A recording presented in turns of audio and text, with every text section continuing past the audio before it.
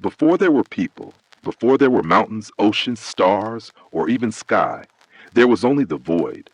No light, no darkness, no time, no form, only a vast silent nothingness. Ginnunga Gap, the primal chasm. From that emptiness, the world began to take shape. Fire from the south, ice from the north, and where they met in the center, mist breathed life into being. Not by human hands, but by forces older than time, nameless and formless, that wove the fabric of existence with the thread of fate. From blood spilled in the snow and flame, from the thunder of creation and the whisper of destiny, came the gods, Odin, Vili, and Ve. Came Loki, the shadow flickering between the light. Came the world tree Yggdrasil, whose roots bind the realms together, whose branches stretch across all that was, is, and will be, and woven into its bark is a prophecy. Ragnarok, the twilight of the gods. This is not a fairy tale. This is the memory of the world, a story of knowledge bought with suffering, of chaos born from order, of love betrayal, and the quiet hope of rebirth after the end. This is not a beginning. It is a reminder, and you are about to step into it, where myths do not sleep, they simply wait for someone to remember. Absolutely. Here is chapter 1 of the Norse mythological novel, The Dragon's Shadow on the World Tree, translated into English while keeping the poetic, epic tone and vivid imagery of the Vietnamese version. Title, The Dragon's Shadow on the World Tree. Chapter 1, In the First Breath of Mist. Before there was light, before there was night or day, there was nothing, only Ginnunga Gap, the great yawning void. A place of silence, of stillness, of infinite emptiness. It lay between two extremes. To the north, the frozen land of Niflheim, where fog flowed like rivers and frost never melted. To the south, the burning realm of Muspelheim, where fire danced wildly, never resting. When the heat of Muspelheim met the ice of Niflheim at the center of Ginnunga Gap, something miraculous happened. Steam rose, and from it, the first drops of life formed. From those drops, the first being emerged. Ymir, the great primordial giant, the ancestor of all frost giants. Alongside him came a cow, Auhumla, born of the ice. She fed on the salty rime-covered stones, and as she licked them day by day, something began to take shape. From the ice, a god emerged, Buri, the first of the Aesir. Buri fathered a son named Bor, who later wed Bestla, a daughter of the frost giants. Their union brought forth 3 sons, Odin, wise and mighty, Vili, creative and bold, the giver of soul and voice. The 3 brothers looked around the formless world and saw only chaos. Ymir, enormous and ever sleeping, his body a mountain in the fog. And from his sweat and limbs, other giants were born, vast, loud, greedy, and ever growing. The balance was breaking. The gods knew a new beginning was needed. And so they rose up against Ymir. The battle was terrible, shaking the very roots of the void. But in the end, Ymir fell, and from his corpse, the gods crafted the world. His flesh became the earth, his blood the sea, his bones the mountains, his teeth the rocks and cliffs, his hair the forests. And from his skull, they lifted the sky, held up by 4 dwarves, north, south, east, and west. They placed the sun and moon in the sky, forged from sparks of Muspelheim, and set them in motion across the heavens. And this new world they named Midgard, the realm of mankind, surrounded by oceans and protected from chaos. But not all giants perished in the flood of Ymir's blood. One, named Bergelmir, escaped with his wife, hiding in a wooden chest. From him, the race of frost giants would endure, angry, vengeful, and ever watching. Deep in this newly shaped cosmos, the gods planted the great tree, Yggdrasil, the world tree, whose roots reached every realm and whose branches touched the stars. 9 worlds would grow beneath its shade, each bound by fate, each a thread in the great weaving of time.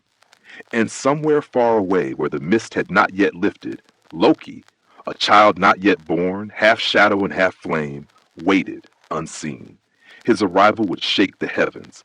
Already the wind carried whispers, whispers of a final war, of Ragnarok, the twilight of the gods. But for now, the world had begun. The birth of worlds and the first humans. Under the sky made from a giant skull and upon the land born of his flesh, the gods looked upon their creation. It was vast, wild, and untamed. But it was empty. They had built a world, but it lacked heart. No song, no breath, no eyes to witness the rising sun. And so the three brothers, Odin, Vili, and Ve, walked along the shores of the new world where the sea lapped gently at the land. The wind whispered through the young forests and mist clung to the grass like dreams not yet realized. There, among the driftwood and sea foam, they found two fallen trees, one ash, one elm, weathered smooth by the waves.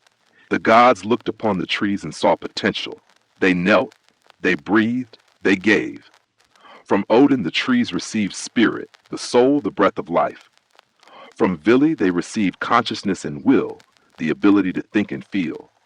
From Ve they received form, voice, and senses, speech, hearing, sight, and warmth. Thus were born the first humans, Ask the man from ash, Embla the woman from elm. The gods clothed them, gave them names, and made for them a home in Midgard, the realm between realms. They would be fragile, yes, but also curious, brave, and bound to fate like all things beneath the sky. The creation of Ask and Embla was not the only shaping of the world. As the 9 realms settled into their places along the roots and branches of Yggdrasil, each took on its own nature. Asgard, the realm of the Aesir gods, rose high above the clouds, shining, golden, and majestic. Odin built his hall there, from where he watched the worlds. Vanaheim, home of the Vanir gods, masters of fertility, nature, and foresight, stood in harmony with the earth. Alfheim, land of the light elves, glittered like a sunbeam through leaves. Jotunheim, land of the giants, was wild and mountainous, forever opposing the ordered realms of the gods. Nidavellir, the smoky forges of the dwarves, lay deep in stone, where skilled hands shaped the finest weapons. Helheim, far beneath Yggdrasil, was ruled by Hel, daughter of Loki, where the souls of those who died unheroic deaths drifted. Niflheim, the world of ice, still breathed its cold mists. Muspelheim, the land of fire, blazed untouched in the south, where Surtur, the fire giant, waited with his flaming sword. And in the center, surrounded by great seas, guarded by gods and fate, lay Midgard, the world of men. To connect the worlds, the gods forged a mighty bridge, the rainbow path, shining with the colors of fire and air and light. It arched from Asgard to Midgard and shimmered across the sky. Only the worthy could cross it. With the worlds in place and humans alive, the gods turned their attention to balance. They established law, ritual, and order. Odin, ever searching for knowledge, began his endless quest to understand the weave of fate. He traveled far, into darkness, into dreams. He hung himself upon Yggdrasil for 9 nights, pierced by a spear without food or water, seeking the secrets of the runes, symbols that held the power of language, magic, and reality itself. At the dawn of the 10th day, the runes revealed themselves, glowing in the void.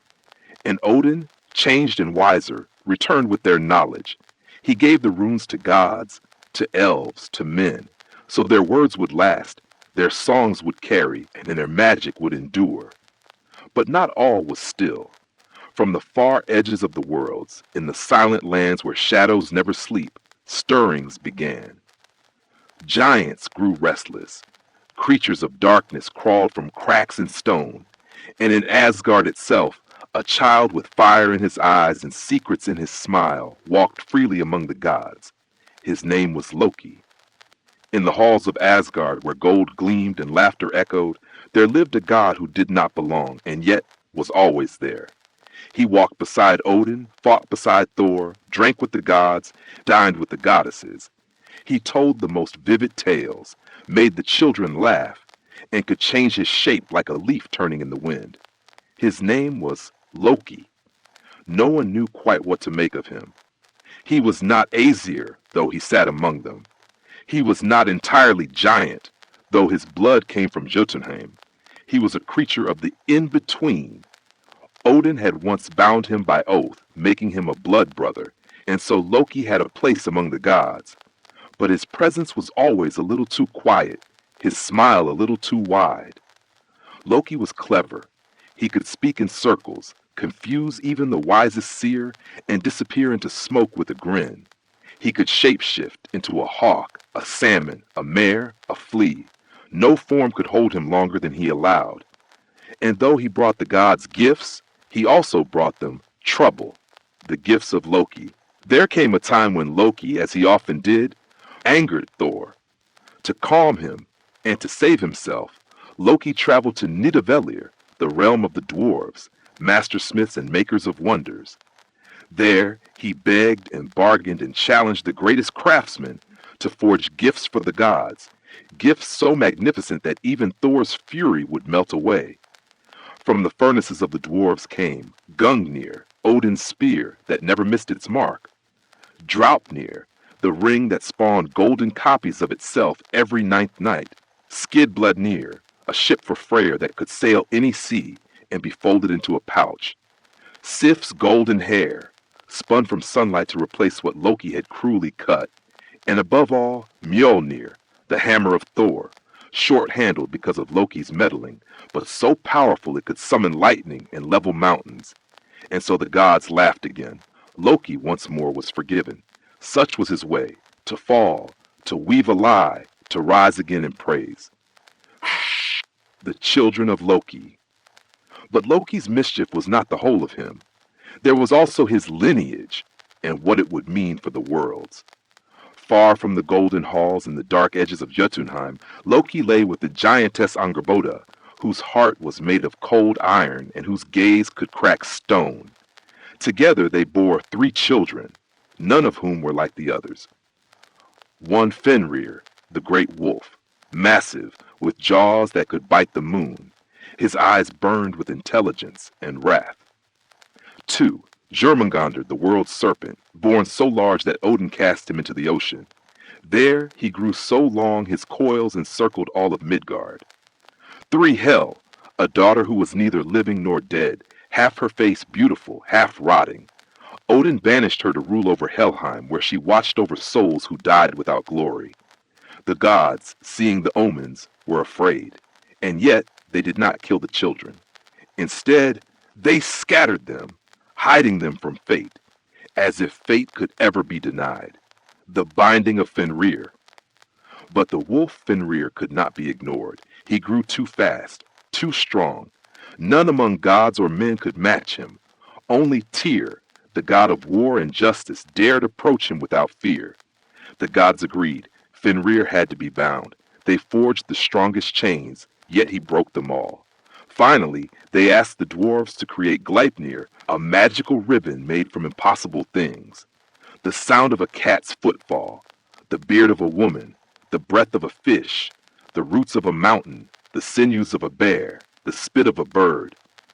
Gleipnir was soft like silk, but unbreakable.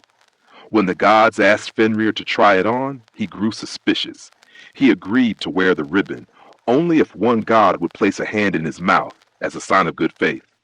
Tyr stepped forward, and when Fenrir found he could not break the ribbon, he bit. Tyr lost his hand, and the wolf, howling in fury, was chained to a rock on a lonely plain where he waits until the end of days. And through it all, Loki watched, sometimes laughing, sometimes quiet. He was not always cruel, nor always kind, but the seeds had been sown. The gods had begun to fear what they could not control, and Loki had begun to see what lay ahead. In Asgard, the sun still shone, but its light was just a little dimmer. The death of Baldr. There are moments when even gods go silent, when laughter fades, when fate steps forward with eyes no one can meet, and it began with a dream. The dream of Death, son of Odin and Frigg, was the most beloved of the gods. Handsome beyond words, radiant like the sun, gentle and wise. Where he walked, peace followed. He knew no hatred, no violence. Even the most hardened warriors laid down their swords in his presence. But Baldr began to dream, night after night, of darkness, of falling, of cold hands closing around his heart. He awoke each time with a cry that shook the walls of Asgard. Frigg, his mother, trembled. She saw in his eyes the shadow of death. So she went across the 9 realms to every creature, every rock, every tree, every illness, and begged them to swear never to harm Baldr. And they agreed. Steel would not cut him, fire would not burn him, stone would not bruise him, illness would not touch him, poison would not bite.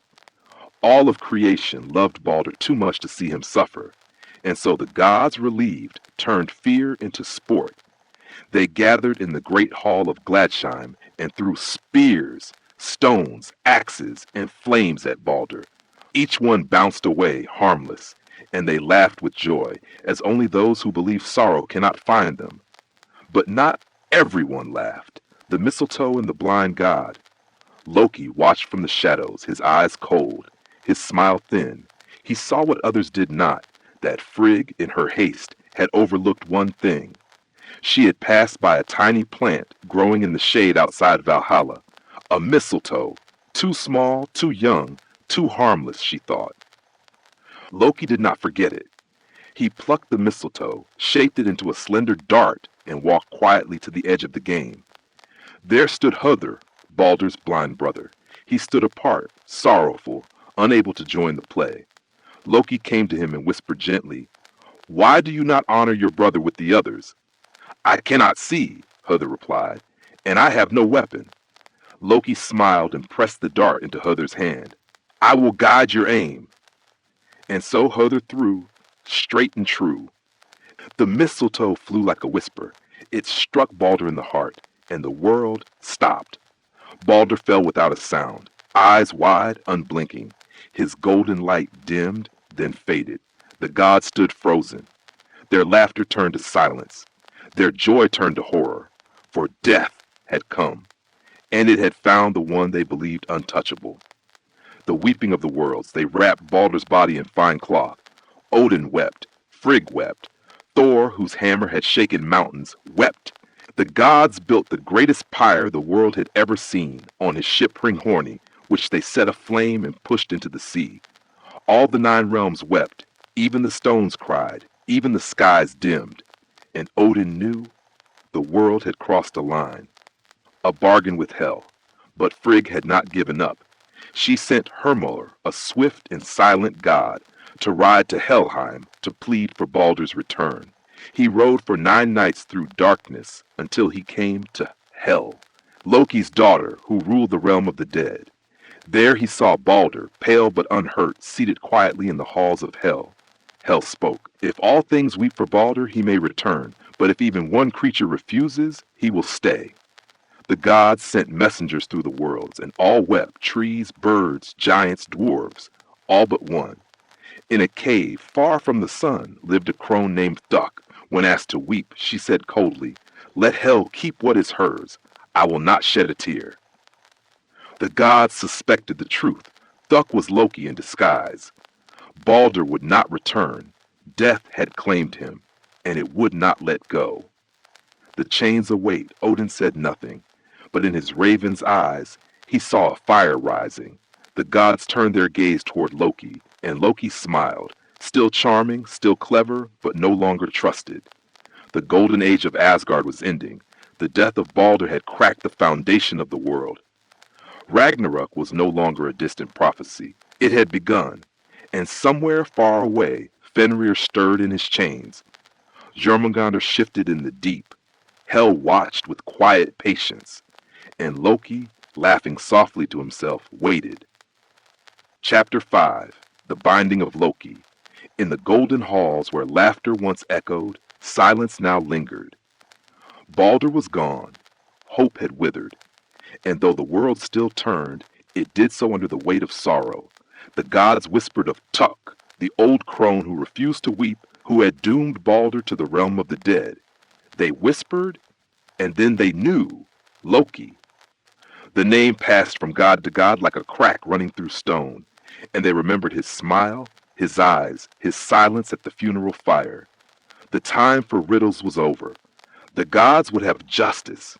Loki's last trick, but Loki had already vanished. He fled Asgard, changing shape again and again.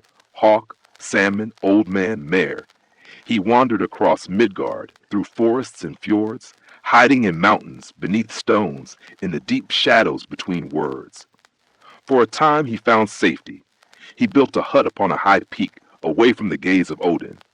By day he disguised himself as a fish. By night he stared into the fire, carving runes and watching the smoke curl. But fate cannot be outrun, not even by a god of lies. Odin sent his ravens, Hugin and Munin, thought and memory, and they found him. Thor came with the storm, and the gods followed. They surrounded Loki's hiding place, and when he leapt into the river as a salmon, Thor's great hands closed around his tail. Loki struggled, writhing in fury and fear, but the gods held him fast. They dragged him up from the riverbank. No disguise, no tail, no trick could save him now. Punishment of the trickster, the gods took Loki far away to a cavern deep in the mountains, a place where no song had ever been sung. There they bound him, but they did not use chains of iron or rope. They used the guts of his own son, Nari, who had been torn apart by his brother, Narfi, twisted mad by the god's curse. Even the punishment was woven with sorrow. The gods laid 3 great stones in the cave, one beneath Loki's shoulders, one under his hips, and one at his knees. They stretched him across them, tied him with his son's entrails, and called the spell that made the bindings unbreakable. Above him, they placed a venomous serpent, forever dripping poison from its fangs. And beside him, they placed Sigyn, his faithful wife. She held a bowl to catch the poison, keeping her husband from pain. But when the bowl filled and she turned to empty it, a single drop would fall onto Loki's face, and he would scream. His body would convulse, shaking the stones, shaking the earth. And thus were born earthquakes. The long wait. So Loki lay beneath rock in curse, in pain, in silence, his eyes burning not with tears, but with vengeance. He knew what the gods had done. He knew what they feared. He had seen it in Odin's one good eye, Ragnarök. The twilight was coming, and Loki would be there. He would break his bonds. His children, Fenrir, Jormungandr, Hel, would rise. Surt, the fire giant, would come from the south, sword burning, and the gods, proud in their golden halls, would face the end of all things. And so the world waits. Bound beneath the earth, the trickster stirs, the poison drips, the bowl fills, the screams echo, but Sigyn does not leave. She stays, she catches what she can, she weeps, and above them all, Yggdrasil trembles, for it too feels the weight of what must come. Chapter 6. The breaking of the bonds, the dawn of Ragnarok. It begins not with fire, nor with thunder, but with a whisper, a subtle groan from the roots of Yggdrasil, the world tree. It shudders. The great ash that holds all realms together begins to wilt. Its leaves wither, its bark splits with unseen cracks. Even the Norns, the sisters of fate, who weave the threads of past, present, and what must come, pause at their well. They speak no more. The winds change, the wolves grow restless, and in the far corners of the 9 realms, everything starts to move. The howl of the wolf. Beneath a blackened sky, the monstrous wolf Fenrir finally snaps his chain. The magical ribbon Gleipnir, once soft and unbreakable, now tears like old cloth. His roar is the death cry of silence. He runs across Midgard, jaws wide, so wide they stretch from the heavens to the earth. With each step the ground breaks. Forests shatter. Rivers rise. The serpent stirs. In the depths of the ocean, the world serpent Jormungandr releases his coils. The waves surge. Tsunamis crash upon every shore. He rises, enormous, terrible, his body encircling the world, and his breath is poison. He lifts his head to the sky and bellows. Thor hears it. He grips Mjolnir. Their paths are set. The ships of the dead. In Helheim, Hel opens her gates. From the land of the dead, a ship of nails, Naglfar, crafted from the uncut fingernails of the dead, drifts from the shadows. It carries giants, monsters, and forgotten souls. And at its helm stands Loki, freed from his chains, his eyes wild with flame.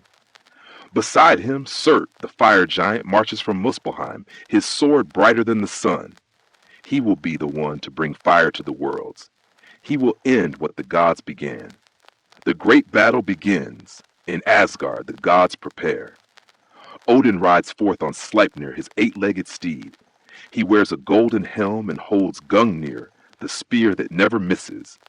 He rides not to victory, but to fate. He knows he will fall, but still he rides. The gods and warriors of Valhalla join him.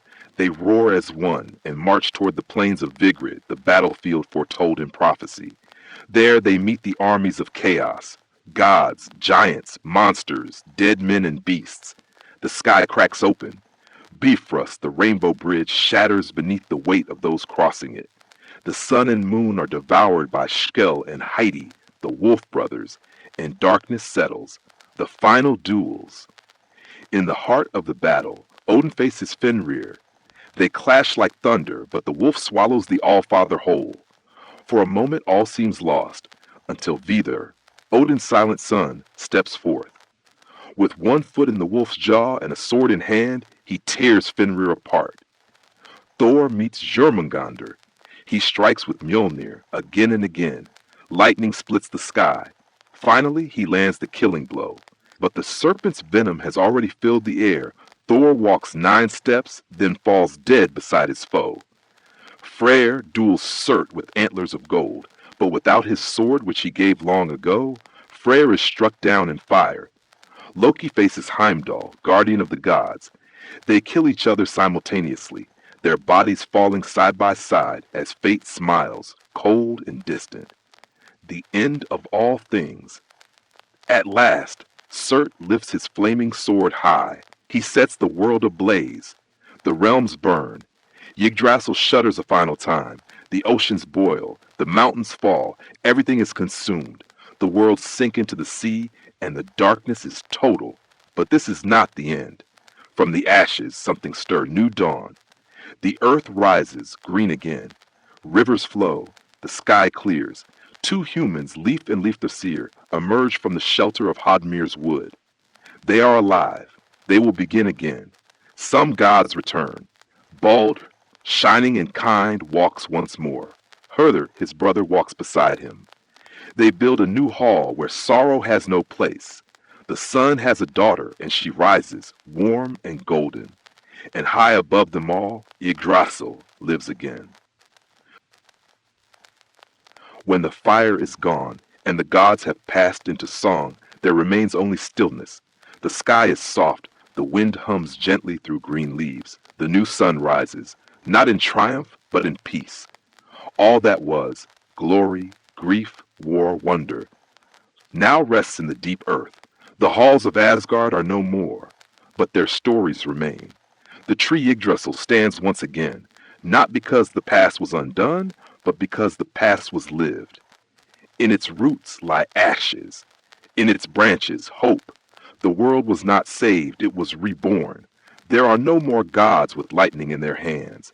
Only people walking under a quiet sky, planting seeds, telling tales, looking to the stars. And if you listen just as you drift into sleep, you might still hear a whisper of Odin's voice in the wind, of Thor's footsteps in distant thunder, of Loki's laughter fading into the mist. They are not gone. They are simply waiting in the stories we carry. And when the world begins to fade again, someone will remember, and the fire will return. Until then, rest. The story is done, but the memory remains. Sleep well, dream deep. The old gods are at peace. So too now are you.